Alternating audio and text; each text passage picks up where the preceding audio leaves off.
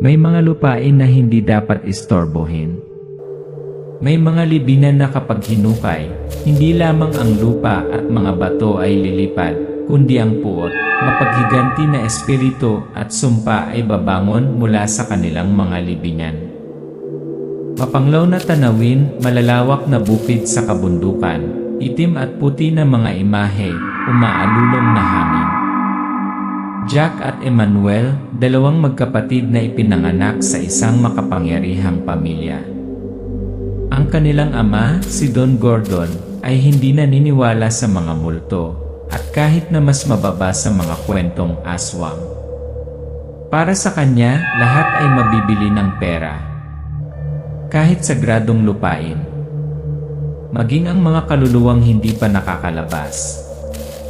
Isang itim na kotse ang huminto sa harap ng isang lumang bahay na gawa sa kahoy.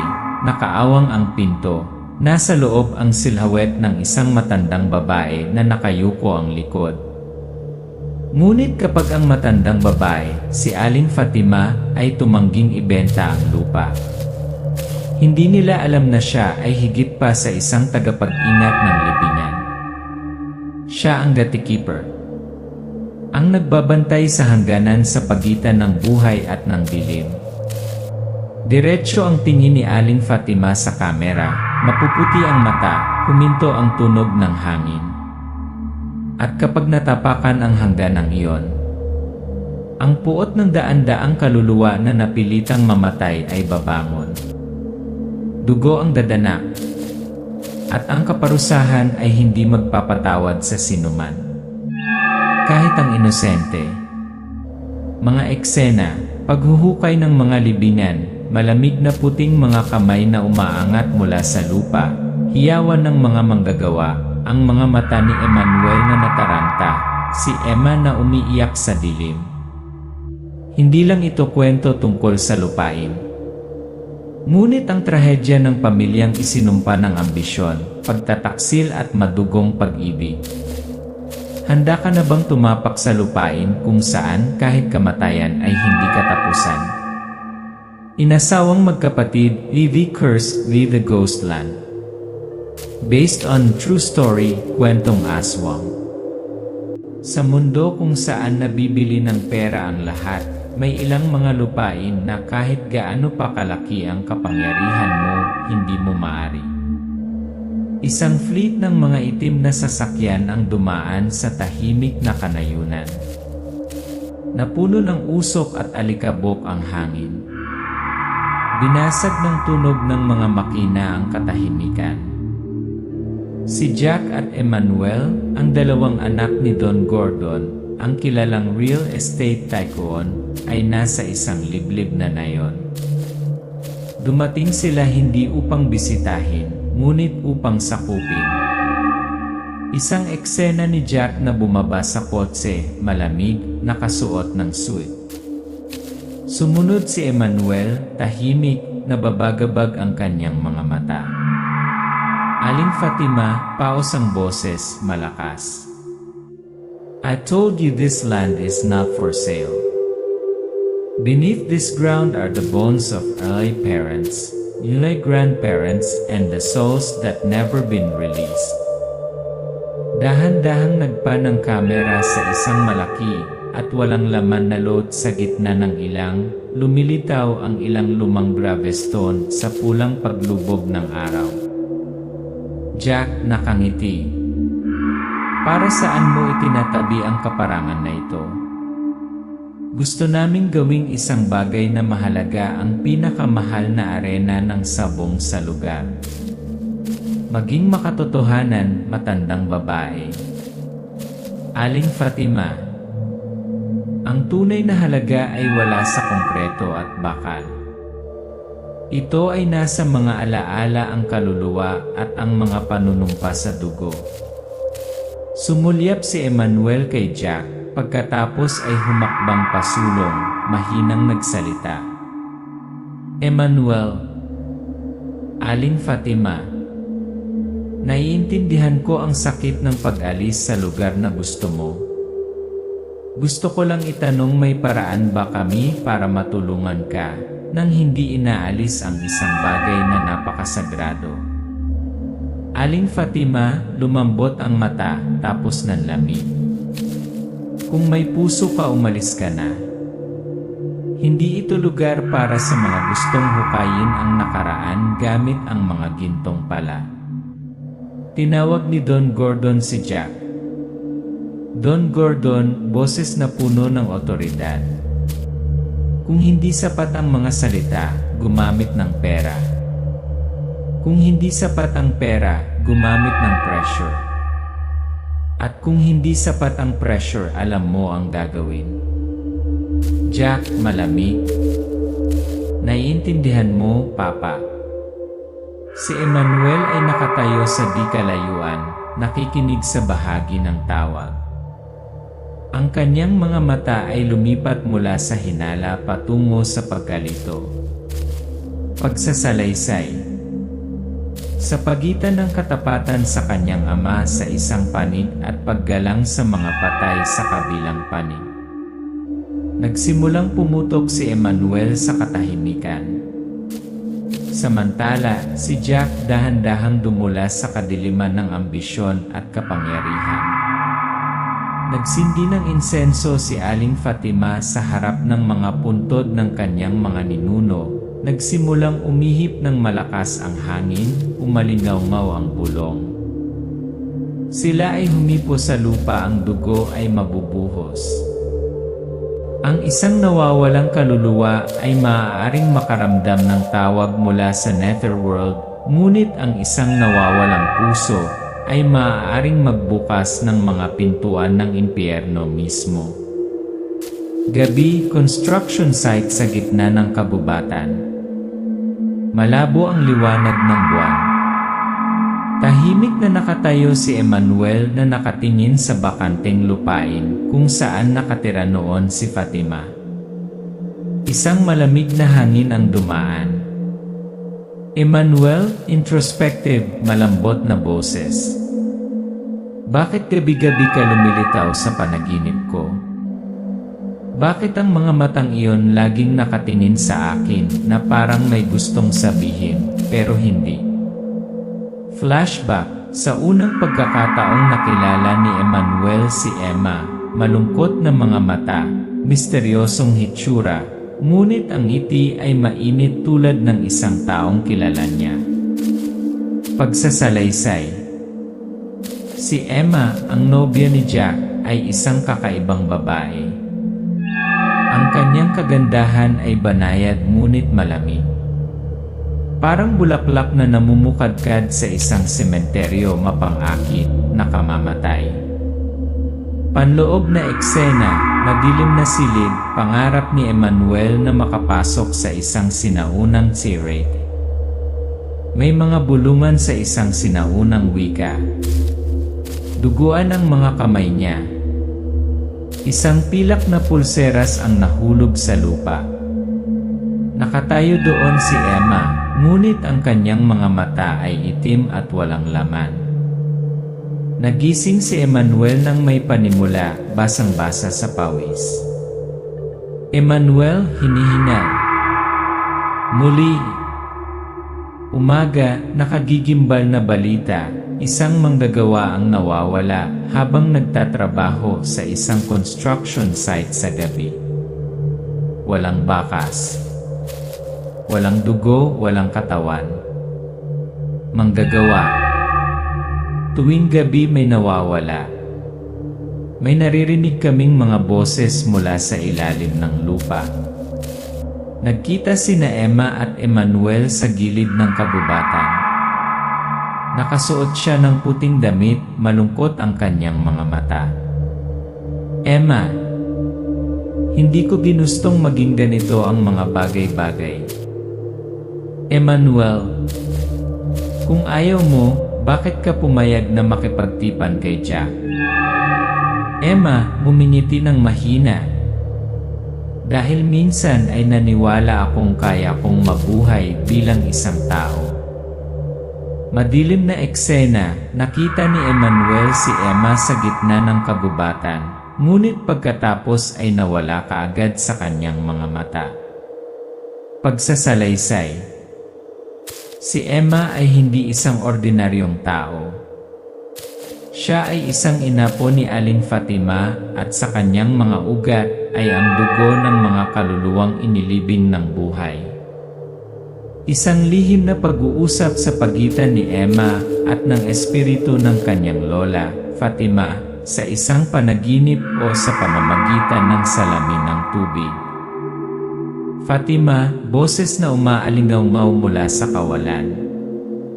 Ang dugo ng iyong mga ninuno ay tumataas sa iyo.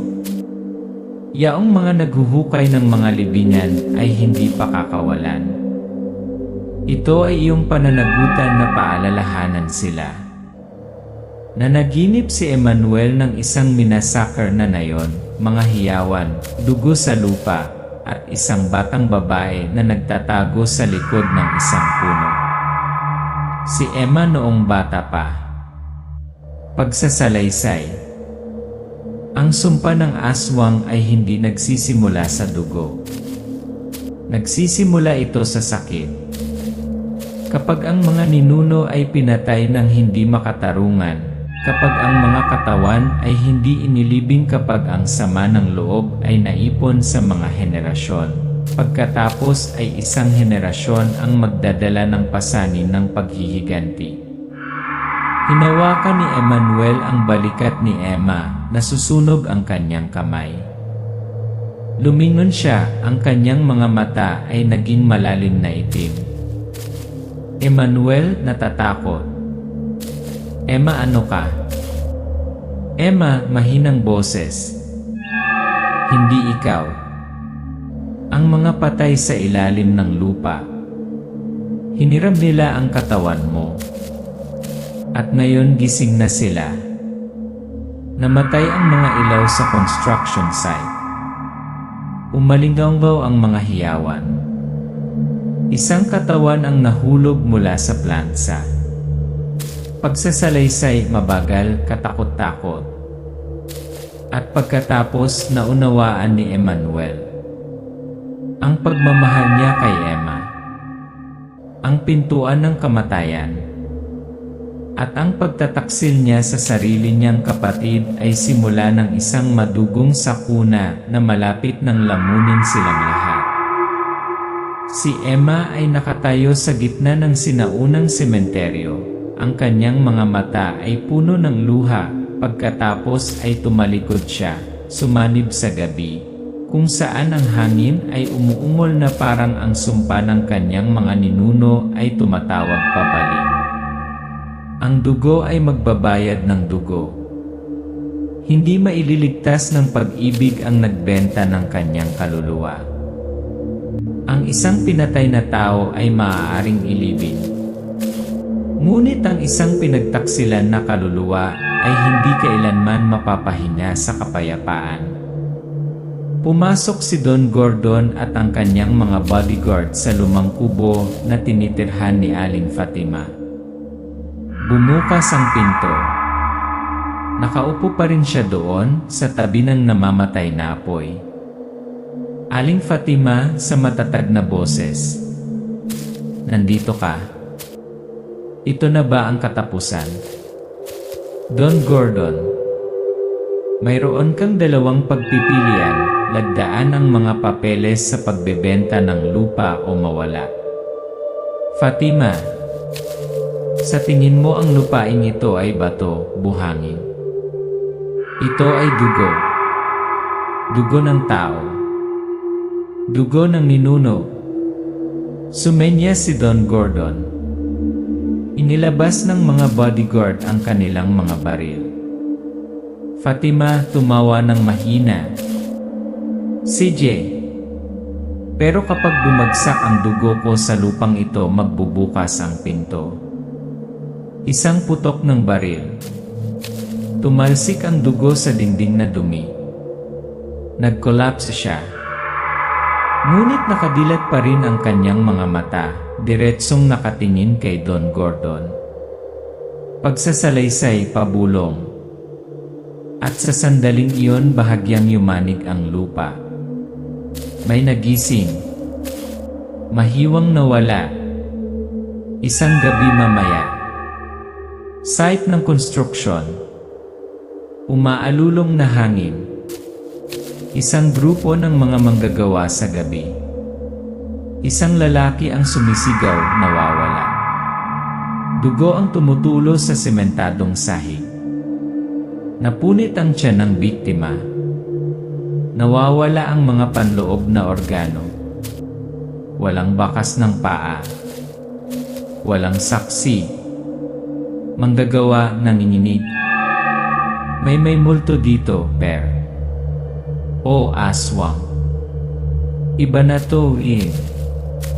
3 pang manggagawa ang nawawala sa loob ng 48 oras. Hawak ni Emmanuel ang isang file, larawan ng isang patay, malabong kamera, isang madilim na figura ang dumaan. Emmanuel, introspective. Ito ay hindi isang aksidente. Ito ay hindi isang ligaw na aso. Isang bagay ang pangangaso. Palihim niyang hinanap ang bahay ni Aling Fatima. Sa abo, nakakita siya ng isang photo frame na kalahating nasunog, isang larawan ng isang lalaki na nakasuot ng lumang uniforme ng militar tulad ng kanyang ama noong bata pa siya. Pagsasalaysay. Ang isang masakit na katotohanan ay unti-unting nabubunyag. Hindi lang mang-aagaw ng lupa si Don Gordon. Siya ang nanguna sa massacre sa mga ninuno ni Emma, 30 taon na ang nakakaraan. Family confrontation, blood ampersand betrayal. Pumasok si Emmanuel sa opisina ng kanyang ama, inihagis ang larawan sa mesa. Emmanuel, pare ang nasa likod ng massacre na yon. Hindi mo binili ang lupa. Ibinaon mo ang dugo sa lupa. Don Gordon, malalim. Sila ay isang banta. Sila ay mga pagano. Nililinis lang namin ang lupain para sa hinaharap. Emmanuel, pinatay niya ang mga bata. Maging ang mga babae. At ngayon babalik ang kanilang mga inapo.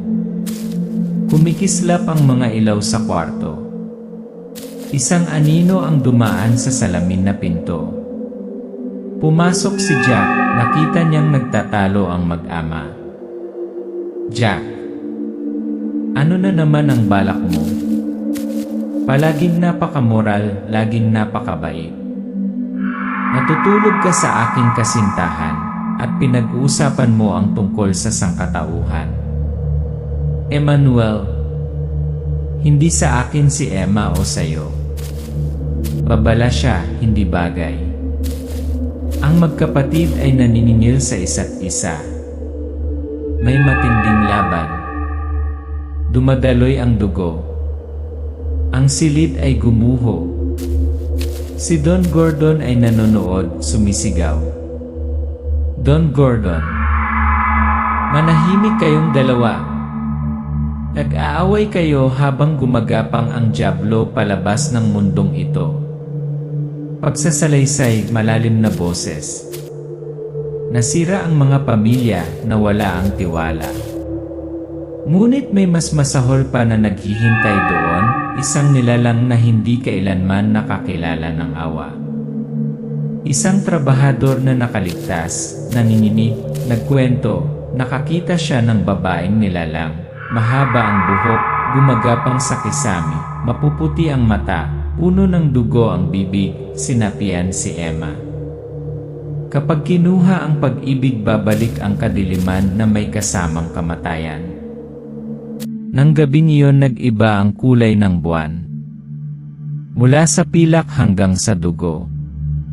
Walang nakapansin. Walang naniwala. Ngunit sa ilalim ng lupa, isang madilim na hukbo ang nagising. Don Gordon Mansion Interior. Umindayog ang mga chandelier.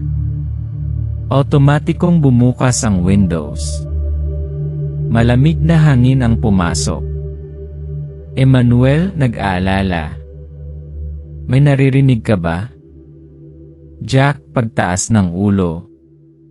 Tumahimik ka, makinig ka, parang may humihingan. Boom! Bumukas ang main door. Isang gwardiya ang inihagis sa dingding, napunit ang kanyang dibdib. Dahan-dahang nagpa ng kamera, pumasok ang mga aswang, pulang mata, kuko, gumagapang sa dingding, kisam na parang gagamba. Pinangunahan ni Emma ang paniningil. Pagsasalaysay. Emma, hindi na ang babaeng minahal ni Emmanuel. Ngunit ang sagisag ng 1,000 taong gulang na mapaghiganting espiritu. Isang taong nagpapasa ng bigat ng puot, nagdadala ng dugo ng isang buong pamilya na minasakar. Emma, double-voiced, malalim, matunog. Minsan kaming nagmakaawa para sa aming buhay. Inilibing mo kami ng buhay. Ngayon, pumupunta kami para bayaran ang aming utang gamit ang dugo. Sabay-sabay na umuumal ang mga aswang, umaalingaw-ngaw ang tunog, nababasag na salamin. Ang mga gwardiya ay nataranta, nagpaputok ng husto, ngunit hindi sila naapektuhan ng mga baril. Magsisimula na ang patayan. Hinihila ang mga tao sa kisam, itinapon pababa mula sa 2nd palapag. Tumalsik ang dugo sa dingding, umaalingaw-ngaw ang hiyawan. Sinubukan ni Emmanuel na pangunahan ang mga sibilyan na makatakas sa likod ng pintuan. Nakatayo si Jack sa lugar, nanginginig ang mga kamay, pinapanood ang bawat tao na namamatay dahil sa kanyang desisyon. Lumabas si Don Gordon mula sa kanyang opisina, may hawak na pistola. Don Gordon. Baril silang lahat. Patayin sila. Wala ni isang halimaw ang aalis dito ng buhay. Pagsasalaysay, malamig na boses. Ngunit nakalimutan mo ang isang bagay. Hindi na ito laro ng kapangyarihan. Ito ay paghatol. Tumingin ng diretsyo si Emma kay Don Gordon. 2 aswang ang nakatayo sa magkabilang gilid niya. Emma, naaalala mo ba ako, Don Gordon? Yung batang babae na nagtago sa ilalim ng kama noong inutusan mong patayin ang lola ko. Don Gordon, maputla ang mukha. Ikaw ay Hinawakan siya ng 2 aswang, ibinagsak siya sa sahig.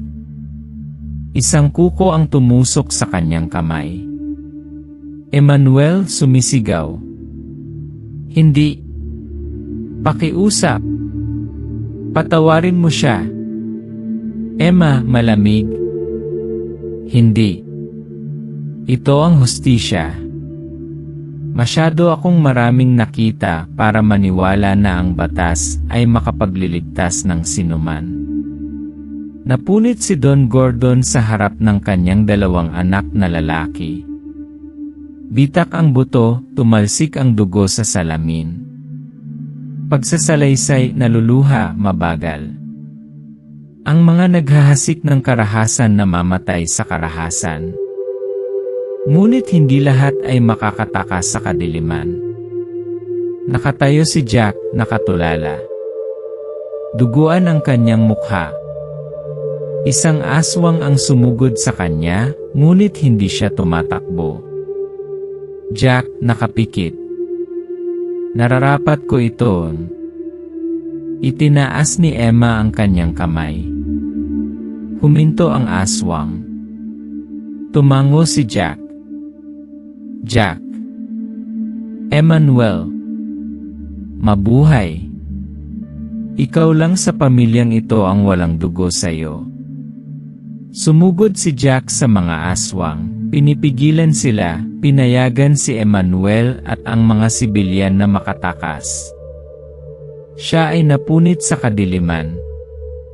Napaluhod si Emmanuel, humihikbi. Lumapit si Emma, malungkot ang kanyang mga mata. Emma, hindi ikaw ang kalaban. Isa kang biktima tulad ko. Pumunta ka. Umalis sa lugar na ito. Huwag ka nang babalik. Pagsasalaysay, naglalaho, nagsasara. Nawala si Emma kasama ang mga aswang. Nasunog ang mansyon ni Don Gordon. Si Emmanuel, ang tanging nakaligtas, ay nawala hindi lamang ang kanyang ama, ang kanyang kapatid. Pero ang nag-iisang babaeng minahal niya. Sapagkat ang pag-ibig na iyon ay hindi kailanman kabilang sa mundo ng mga tao. Nang mamatay ang huling apoy noong gabing iyon, tanging hangin at abo na lang ang natitira. Walang nagsalita tungkol kay Don Gordon. Walang nangahas na tumuntong sa lupaing iyon. Ngunit sabi nila tuwing kabilugan ng buwan, maririnig mo pa rin ang tunog ng mga paa, boses ng babae na bumubulong sa hangin. Kung igagalang ng mga tao ang lupain at ang mga patay, walang sinuman ang kailangang mamatay. Naglakad si Emmanuel sa ilang, nakayuko ang ulo, napunit ang sando, nakahawak ang kamay sa isang lumang litrato, isang nakangiting Emma. Hindi bumalik si Emmanuel sa lungsod. Pinili niyang mamuhay ng mag-isa sa malalim na kakahuyan, na parang dinadala ang mga kasalanan ng kanyang dugo. Gabi-gabi, napapanaginipan niya si Emma na nakatayo sa harap ng libingan ng kanyang lola, malungkot na nakangiti at pagkatapos ay kumukupas sa ambon. Dahan-dahang umatras ang kamera mula kay Emmanuel. Isang anino na mukhang tao, ngunit walang hugis, tahimik na sumunod. At hindi pa tapos ang gabi. Ang tanging tanong ay, sino ang susunod na apakan sa lupa na nabahira ng dugo ng mapaghiganting mga espiritu? Alamat ng Eli Patay, dramatic, nakakatakot na pagtatapos. Don Gordon Mansion, wasak na ngayon. Sa abo, tumubo ang isang puting bulaklak. Pagsasalaysay, malalim, solemn. Maaari mong sunugin ang mga bundok, ngunit hindi mo masusunog ang mga alaala. Ang mga kaluluwang inilibing ng buhay sa katahimikan ay narinig. At sila ay nagsalita sa dugo. May isinusulat si Emmanuel sa kanyang notebook. Nagtahi siya ng sinaunang anting-anting. Emmanuel, pabulong. I'm sorry sa lahat ng ginawa ng tatay ko. Siya ay umalis sa lupain, naglalakad sa sementeryo ng mga ninuno, bawat libingan ngayon ay malambot na kumikinang na parang pinalaya. Umalis na si Emma. Pero hindi para mawala kundi para bantayan. Ang isang bahagi ng kanyang kaluluwa ay narito pa rin, tulad ng isang apoy ng babala sa mga sakim na darating. Isang excavator ang papalapit sa lumang lupain. Bumaba ang isang batang engineer, hawak ang telepono. Engineer, humanda sa pagpapatag ng lupa. Magsisimula ang bagong proyekto ngayong linggo. Nakaharap ang kamera sa langit, nagtitipon ang maitim na ulap, lumalakas ang hangin, at umalingaw sa hangin ang tawa ng malamig na babae. Love doesn't belong my this world, masakit, romantiko, madilim na wakas. Lumang field, madaling araw, makapal na hamog. Nakatayo si Emmanuel sa gitna ng damuhan, nakasuot ng puting kamiseta, hawak ang pilak na kwintas ni Emma. Pagsasalaysay, mababa, sinakal. Ang pag-ibig ang tanging bagay na kahit na ang dyablo ay nagnanais. Pero may mga nagmamahal na hindi nila layong umiral. Flashback, ngumiti si Emma kay Emmanuel sa paglubog ng araw sa huling pagkakataon. Emma sa flashback. Kung may kabilang buhay, huwag maging tao. Huwag maging demonyo. Maging hangin. Para mahawakan kita nang hindi ka nasasaktan. Nawala ang lahat kay Emmanuel. Ang kanyang ama. Ang kanyang kapatid. Ang babaeng minahal niya. Pero wala siyang pinagsisisihan. Dahil siya lang ang nakakaunawa sa huling mensahe mula sa kabilang mundo. Nawala si Emmanuel sa ambon. Tumutugtog ang isang lumang awiting bayan. Kumakaluskos ang mga puno. Isang araw kapag nakalimutan muli ng mga tao ang nakaraan. Babalik si Emma. At sa mga hindi naniniwala sa multo. Ang unang mahuhulog,